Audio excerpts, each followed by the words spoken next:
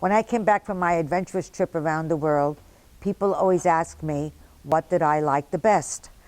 And I find it very difficult to answer that question, because even though I traveled 115 days and we traveled 36,000 nautical miles, the world is so beautiful that I like to remember the experience as a total experience of beauty, and it's hard for me to distinguish what I really like the best.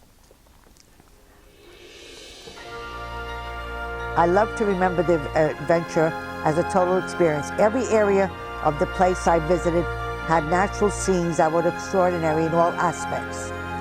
Naturally, there were highlights which I would like to share with you. What I concluded from this exciting adventure was how interconnected everything is. The landscape with its various topography, plants and animals are all part of the natural setting for two main purposes: to be able to survive with their natural protection and to contribute to the balance of the earth in whatever way the Creator intended. What is visible at times is that when certain fibers of this total beauty is abused or destroyed, it can affect the whole pattern of the area. I would like to show some pictures which express the beauty of Earth as I see it. These pictures show how preservation of Earth's ecosystem is something that can never be duplicated by man and therefore must be respected always. The most important element of the Earth is its water, which makes up 70% of the surface. And then that's the major element. Then when you see a beautiful sunrise, followed by cloud formations, and then a sunset, its beauty leaves you in awe. The rainbow, as I see it, is a dessert that embraces the earth.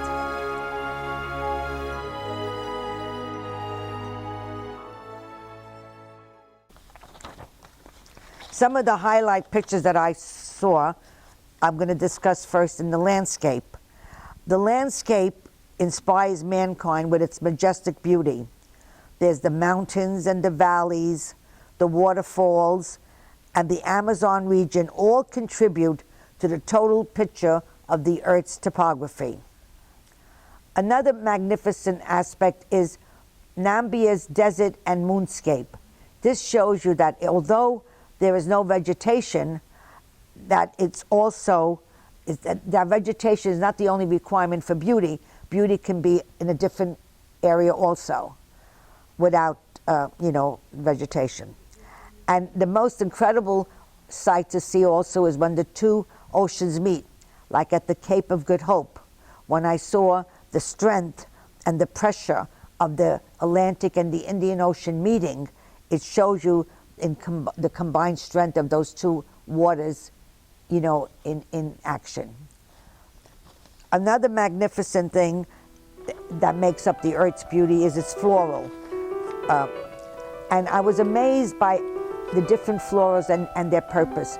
Like the rubber trees in a lot of parts of the world were a major economic element for the growth of the industrial world in the late 19th and early 20th century. And then we see that there's a lot of plants that help mankind survive, like rice, bananas, pineapples, coconuts, and they're all part of the human's diet to survive on this world. And then we also see the locust flowers, which for many cultures represents the essence of beauty, that particular flower. And then of course you see the trees in Cambodia taking back the space that had been taken away from them with these temples. One of the things that amazed me also was in the Amazon, how so many plants contribute to the welfare of the person. And one plant, which I'm showing to now, is a natural insecticide. So you put this on your body and you don't have to worry, about insects attacking you in that area. But one of the things that really it made me smile was how the missionaries, when they were traveling in a lot of parts of the world, would love, especially in New Zealand and Australia, love the Norfolk pine tree, because they thought that that tree represented the essence of the Christian, because they saw the cross in a lot of the leaves of that tree and also on the top. Another division of the earth's beauty would be the animals. Now, what's fascinating is how a lot of animals isolated from other areas of the world when the continents split are surviving, like the Australian koala and the kangaroo, unique to that Australian environment. And then we see in Madagascar, we see the little lemur also isolated in that island, and they don't exist in any other place in the world except there. But what fascinated me the most was how I saw millions of termites and ants in the Amazon, and how they have a purpose to keep the Amazon very, very clean by taking away for their own use the wood. The termites take the wood and the leaves that the ants use for their own purpose, and therefore also clean the woods. Of course, we cannot forget the tortoise, the Jonathan. Jonathan was, he lives on the island of St. Helene. He's about 190 years old, and he was around when Napoleon was there. But the sweetest thing that I think was all the penguins in South Africa, called the South African penguins, which represents one of the many species of penguins that surround the Antarctic, you know, in Africa and Chile and New Zealand, Australia. And I thought that was very sweet.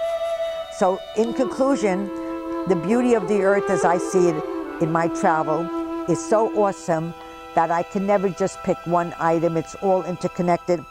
And I hope this reinforces the importance of the protection that we all have to do for our environment to keep it stable in the world. Thank you very much.